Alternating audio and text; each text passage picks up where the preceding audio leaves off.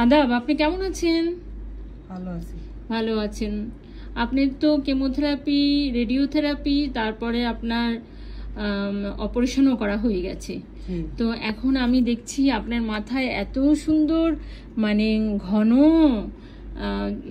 Hair grow করেছে এবং chemotherapy নেওয়ার পরে। তো আপনার একটু বলেন তো আন্টি, যে কেমোথেরাপি নেওয়ার আগে কি আপনার চুল এত ঘন ছিল? জি না, এত ঘন ছিল না, এখন ঘন হইয়া উঠছি, সুন্দর হইয়া। তার মানে কেমোথেরাপি নেওয়ার আগে আপনার চুল এত ঘন ছিল না? ছিল না, কিন্তু কেমোথেরাপি নেওয়ার সময় আপনার হেয়ারগুলো সব পড়ে গেল। তখন অনেক মন খারাপ লেগেছিল আপনার, তাই না? কিন্তু এখন ভালো, চুল তো ঘন হইয়া উঠছে, সুন্দর, আগের চেয়ে সুন্দর হয়েছে। এখন আগের চেয়ে কত সুন্দর হয়ে আপনার চুল ঘন হয়ে উঠেছে। জি, এক্সিলেন্ট, খুব ভালো। তাহলে আপনি যাদের এই ধরনের ক্যান্সার হয়েছে, হ্যাঁ, এখন তো আপনি ক্যান্সার মুক্ত, আপনি কিন্তু পেশেন্ট না এখন, বুঝতে পারছেন?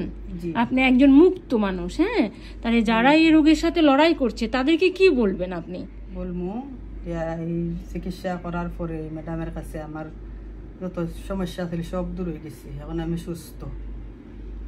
হ্যাঁ, সেটা তো বলবেন যে চিকিৎসা করার আগে যে সমস্যাগুলো ছিল সব দূর হয়ে গেছে, কিন্তু ওদেরকে কি বলবেন কেমোথেরাপি নেওয়ার সময় যে ওরা ভয় পায়? তারপরে বলবো বলে কোনো ভয়ের কারণ নাই, চুল পরা পরে আরেকবার উঠে সুন্দর হইয়া উঠে, ঘন কালো হইয়া উঠে, কোনো সমস্যা থাকে না, দূর হয়ে যায়। মন খুশি, মন খুশি, তো আমি খুশি। চুল ঘন হয়ে উঠে, তারপরে নখে দেখি, নখ দেখি, হ্যাঁ ওভাবে নখ কালো আছে দেখি, হ্যাঁ হ্যাঁ দেখি সাদা হইতাছে। নখ কালো ছিল আগে, এগুলো এখন আবার কি সুন্দর সাদা হয়ে যাচ্ছে।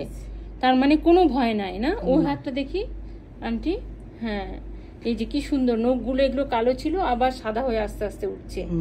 আর আপনার এখন কেমন লাগছে তাহলে? ভালো লাগছে, ভালো লাগছে, ভেরি গুড, ভেরি গুড। খাওয়া দাওয়া কিন্তু ঠিক মতো করতে হবে, আর আমাদের সাথে সব সময় যোগাযোগ রাখতে হবে। আচ্ছা।